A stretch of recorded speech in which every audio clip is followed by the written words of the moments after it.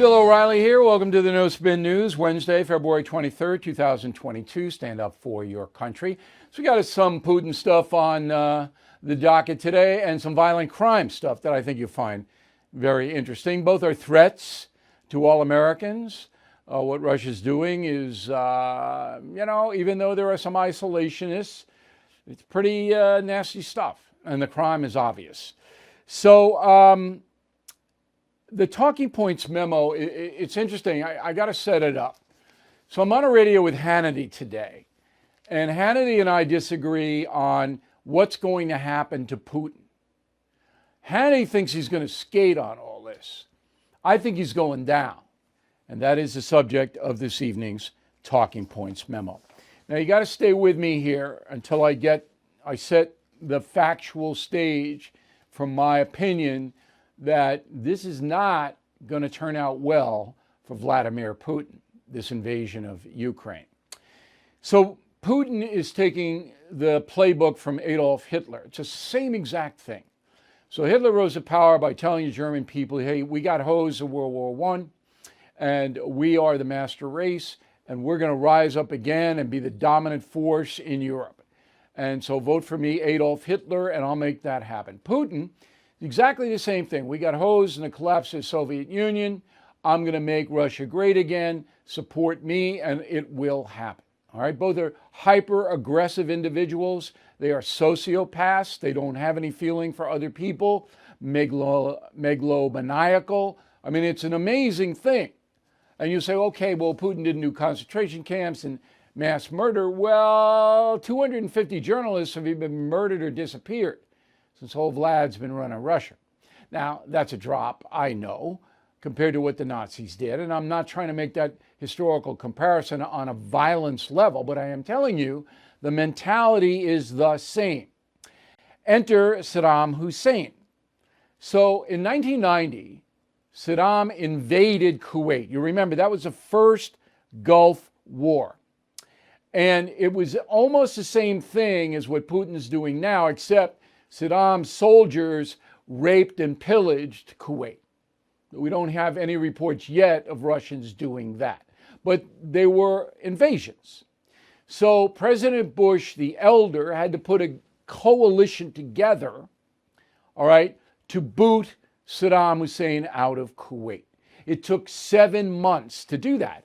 And President Bush got hammered. Well, when are you going to get him out of there? When are you going to get out? But Bush had to put together this very fragile coalition, Arab countries, Western countries.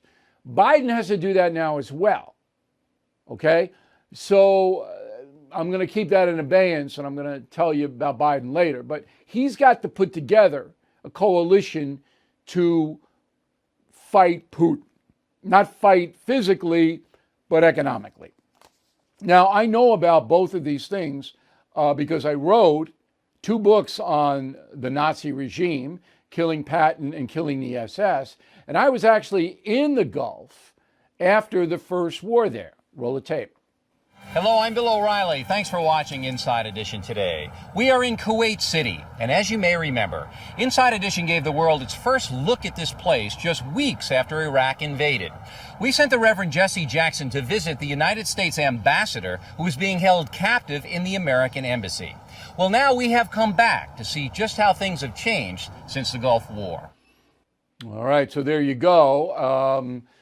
So anyway, Saddam got booted out of Kuwait, and then President Bush made a terrible mistake by not wiping out his whole army on the so-called highway of death. I was there, and let the Iraqi army go back into Iraq, and then we had to fight Saddam again. All right, if he had wiped out Saddam's army in 1990, then Saddam would have been done. But Saudi Arabia didn't want that because it wanted to keep a buffer between it, Saudi Arabia, and Iran, and that was Saddam. And that's why that didn't happen. But then we had to go back in, and a lot of Americans got hurt, as you'll remember. Fast forward to today. So now it's Putin. The whole world knows he is a monster. Okay? If you didn't know before, you know now. There's no reason to do this. There's no reason to disrupt world order. Okay, but Putin senses weakness on the part of Biden and the West, so he did it. He wants to destroy world order, so does Xi in China, and build up China and Russia to be in charge of their spheres. That's what's going on. But he doesn't care about Ukraine. Ukraine does him no good. This is destroy and break down world order. Now, some Americans don't understand that. All right? They don't get it. They don't understand the interconnectivity of the whole world. If you allow Xi and Putin to run wild and reimpose the Soviet Union and reimpose communist China on Southeast Asia and the South China Sea, you'll have a worldwide depression. And you think gas prices are bad now? That's what will happen. Okay, so even if this thing gets worked out, this Ukraine thing, Putin, never again will Europe do business with him at the level it has been. Never again. So Putin has burned a lot of bridges here. And if you know your history, Adolf, he got, what did he get, 12 years?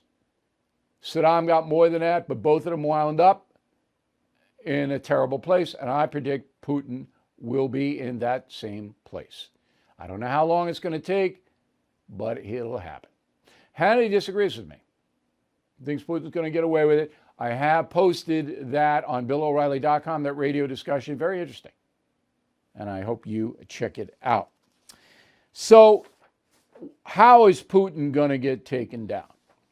Well, Russia is dependent on oil for its survival economically. Now, Europe knows it cannot buy Russian oil. China can and will. But that's it. The rest of the free world isn't going to do that anymore. The sanctions, some people think they're too weak.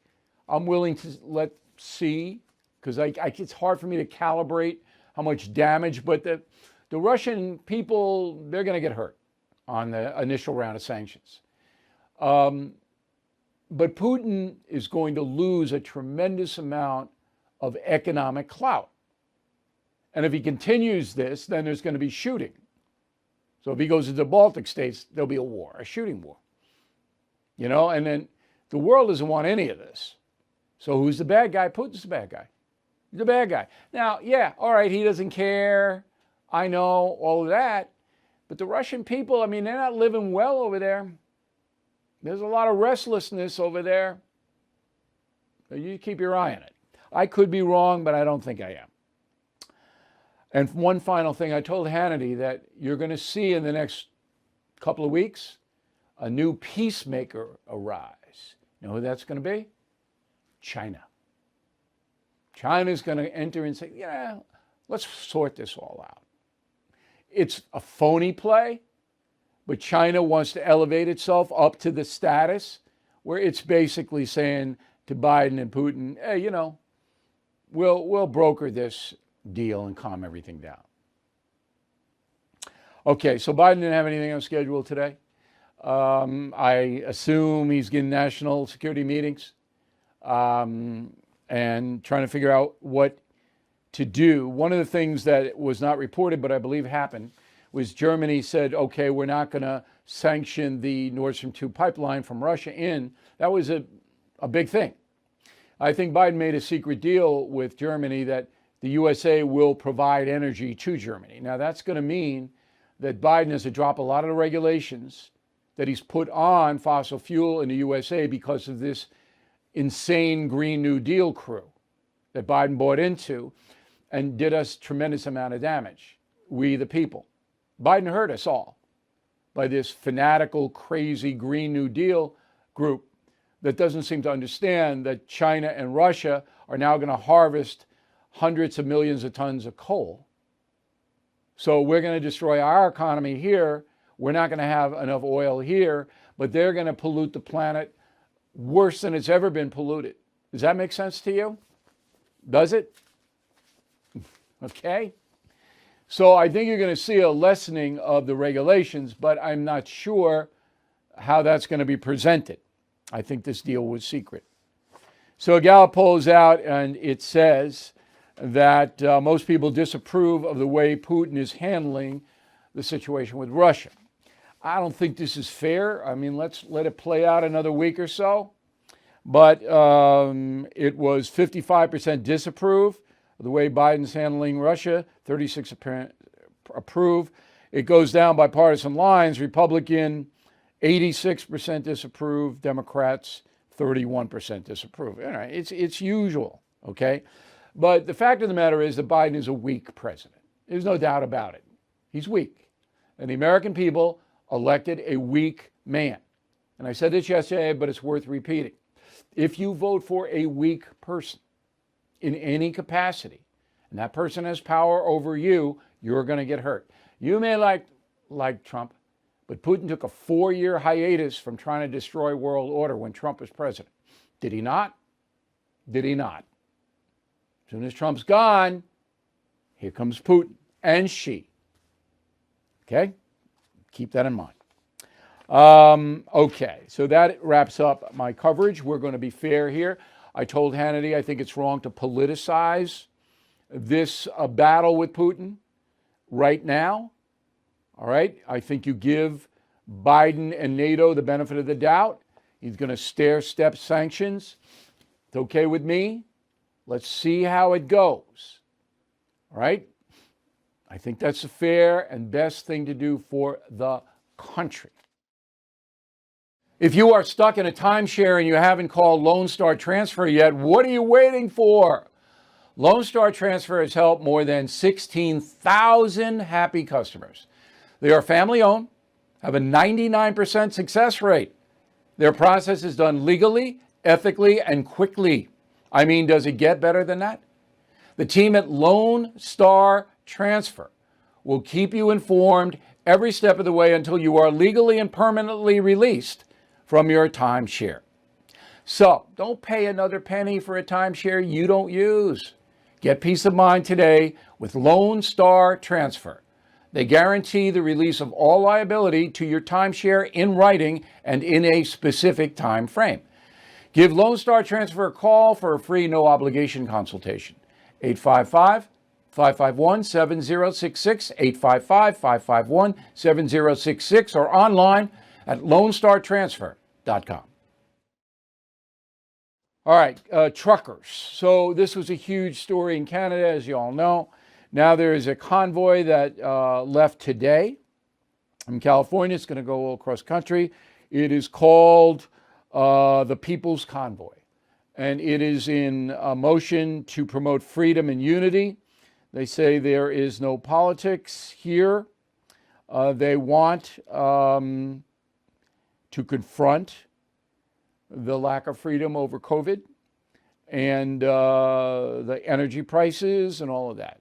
They say it's nonpartisan. Now, it's not going to D.C., okay? They're not heading to D.C. Another convoy is, and this is the, what's the name of it now? It's starting in Scranton, Pennsylvania, and there is a name for it, Towers and Truckers for America. This is a more partisan crew, and they say they're going to try to get to D.C. by March 1st, the State of the Union. Nancy Pelosi has called out, requested the Capitol be protected by the National Guard. Didn't do it on January 6th, but she's doing it now because Biden is in play for the State of the Union. You know, so nakedly ridiculous, Nancy Pelosi. So this Towers and Truckers for America, they're protesting COVID-related mandates, high gas prices, and over-regulation. So we'll keep an eye on it. I say to you truckers, if you want to protest, and protest is a good thing, go to the border. Bring more attention to the border, because you're not going to get through to disrupt the State of the Union. That's not going to happen, all right? And the other is, COVID's on the wane now. But the border, that needs to be relooked at, and you could draw attention to that. That's what I would do. Supreme Court. So I reported a few weeks ago, and nobody knew this, that Barack Obama had signed on January 21st, 2009, an executive order which said that all living former presidents have executive privilege. But nobody knew that, okay? And I reported it, and it's Executive Order 13233. Still in play, still there. So former President Trump declared he had executive privilege and he wasn't going to hand over his notes and other things to the January 6th committee, which is looking to hurt him. That's what that committee is looking to do, not find the truth about anything. They're looking to hurt Trump so he can't run again. Okay? So Trump said, I'm not going to give you anything. But the Supreme Court now said, oh, you have to. But what disturbs me about this ruling is that there's no name on it and there's no explanation. So if I'm Trump's lawyers, I'm going, hold it. We got an executive order still in play signed by Barack Obama that there is executive privilege if you're former president, yet you, the Supreme Court, are saying there isn't. You got to explain that. There's no clarity to it. So this is a story you're not going to hear anywhere else. But right now, Trump has got to hand over that stuff. So Donald Trump, as you know, is down at Mar-a-Lago in Palm Beach and watching this Putin thing very closely. He goes on the Travis Sexton radio program yesterday, and he says this. So Putin is now saying it's independent, a large section of Ukraine. I said, how smart is that? And he's going to go in and be a peacekeeper. That's the strongest peace force. We could use that on our southern border. That's the strongest peace force I've ever seen. There were more army tanks than I've ever seen. They're going to keep peace all right. No, but think of it. Here's a guy who's very savvy. Okay, so that's all true, what Trump said. But his enemies then use it, well, he sympathizes with Putin, he likes Putin, he's taking Putin's side. So once again, the president is not precise enough in his language, all right, to stop a propaganda campaign against him. Now, the Trump O'Reilly History Tour, which extensively talks about Putin and Russia, will be streaming on BillO'Reilly.com until tomorrow night, Thursday night. All right, so you can see the big picture here with Trump and Putin. But on this soundbite, all Trump is saying is that Putin's outsmarting Biden. Now, that may or may not be true, but it's not an invalid opinion. That Putin waited, then he picked up on Biden's, well, if Russia partially invades, remember that soundbite? Well, Russia partially invaded. So Putin, Trump believes, is a lot smarter and tougher than Biden. That was the point he's trying to make. Not that Trump loves Putin, because Trump said flat out to me, and you'll hear it if you go watch the show, that Putin wasn't going to mess around with him because he knew he'd get punished. Trump would punish Putin, and Putin knew it. Harshly. Okay. Violent crime. So I'm about, right now, 8 miles from the New York City border as I talk to you. And New York City is collapsing under the weight of violent crime. And so is Chicago, and so is LA, and many, many other towns. Philadelphia, highest homicide rate on record. Portland, Oregon, highest homicide rate. Louisville, Kentucky, Albuquerque, New Mexico, all have one thing in common: they're run by progressives. So I've said this before, but it is worth repeating. Progressive people do not want to punish criminals, even violent criminals, because they believe American society is evil, and American society makes people criminals, manufactures criminals. So the criminals themselves are really not the problem, it's American society. That's the underlying philosophy of restorative justice, of all of these no bail laws that are allowing violent people not to be punished. And that's why violent crime is rising, and all crime is rising, because the justice system is not punishing these people. It's not hard. Now, my question is, when will the American people revolt against the progressives? You're seeing a little bit in Los Angeles, this crazy District Attorney in LA County, George Gascon, okay, 98% of the prosecutors working for him want him removed. There's one prosecutor who doesn't, and all the others want him removed because he will not enforce the law in LA County, the nation's largest. It's insane. But until people get out and start to demonstrate against it, all right, just as the people with George Floyd did what they did. Now, I'm not saying that if you are pro law enforcement and pro justice, you burn stuff down and no. But politicians got to see you. Now, Gascon's going to get recalled, but it's going to take a while. In the meantime, people are dying all over the place. So I cast around and try to find somebody who understands the problem and may have a solution to the political side of this problem. So here in New York, Hochul, the governor, and the legislature in Albany, they're not going to revoke the no bail law. No matter how many people die, they're not going to do it. In Chicago, we've seen year after year after year, mostly poor black citizens getting gunned down in the street.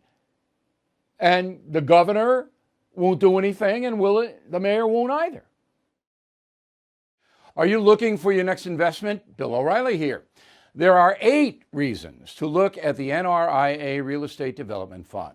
Stable monthly cash flow payouts with double-digit targeted bonus returns. They strategically develop in lower-risk, high-demand neighborhoods. Prime new construction is short on supply and high on demand. Diversification is safety from stock market risk.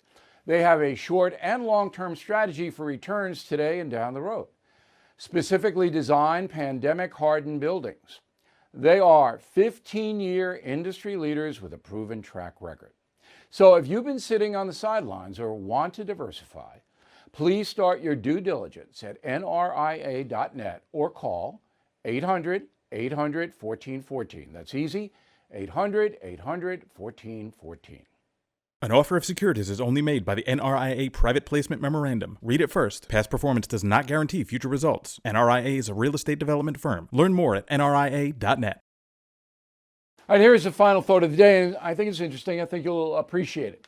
So this country's constitution and our whole justice system was founded on Judeo-Christian philosophy. And the 3 drivers behind that, put them up on the screen, were Thomas Jefferson, James Madison, and Benjamin Franklin. None of those founding fathers were particularly religious. Okay? They believed in a higher power, but they weren't associated with one sect. However, Judeo-Christian philosophy was used to forge the Constitution and our justice system, and that drives atheists crazy. But there is a divide between Jewish philosophy and Christian philosophy, and that is this: forgiveness. In the Old Testament, it's an eye for an eye, and the Jewish religion today upholds that. In the Christian philosophy is turn the other cheek. So I'm at Mass on Sunday, last Sunday, and the gospel is that you have to forgive your enemies. Okay?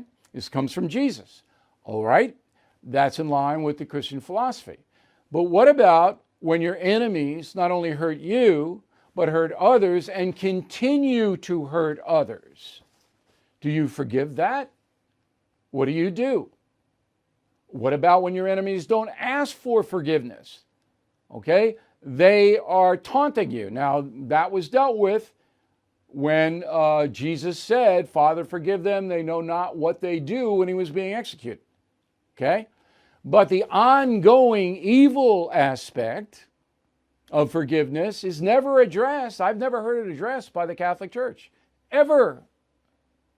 All right, so you have evil people. Putin's evil. Absolutely evil. All right, Saddam was evil. I mean, they kill people. That's evil.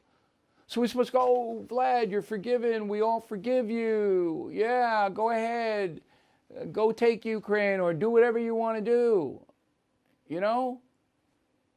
So my beef is that the priest last Sunday didn't come close to it. I wanted to raise my hand in church, but I can't do that. But I wanted to and say, well, wait a minute, Father, what about ongoing evil? Do you forgive ongoing evil?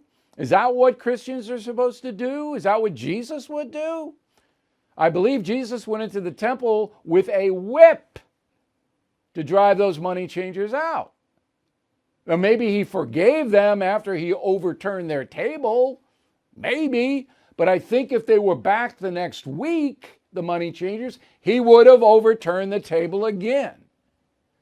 These complicated theological, philosophical things are worth thinking about. Now, let me wrap this up. I believe in forgiveness. If somebody does me wrong and comes and apologizes and attempts to make restitution, which is absolutely necessary in many cases, I forgive them because I want to be forgiven. You know, we all do bad things. The judgment day, I'd like to be forgiven. So I forgive them. But if somebody doesn't ask for forgiveness, I got a hard time with that. If somebody continues to hurt people and I know about it, I got a hard time with it. Anyway, I'd love to know what you think. Bill@BillO'Reilly.com, Bill@BillO'Reilly.com. Name and town if you wish to opine. Thank you for watching and listening tonight. We'll see you tomorrow. I'm sure I'm not the only one who's noticed everything is getting more expensive. We are in the biggest economic crisis since 2008. With a government that's printing trillions of dollars, consumer prices at the highest we've seen in 30 years. Inflation certainly here. And if the government continues its out of control printing and spending, the dollar could continue its free fall and lose its coveted role as the world's reserve currency. While paper money will eventually have a shrinkage in value, there are real tangible things that will always maintain value. So how do you protect your money, your retirement, your savings? American Hartford Gold can show you how to hedge your hard-earned savings against inflation by helping you diversify a portion of your portfolio into physical gold and silver. All it takes to get started is a short phone call, and they'll have physical gold and silver delivered right to your door or put inside your IRA or 401k. Plus, tell them Bill O'Reilly sent you, and they'll give you up to $2,500 of free silver on your first order. So please don't wait. Call them now, 866-501-5201, 866-501-5201, or text Bill to 65532. Again, 866-501-5201, or text Bill to 65532. Bill O'Reilly is back on TV and only on The First. No Spin News, every weeknight at 8 p.m. Eastern, only on The First.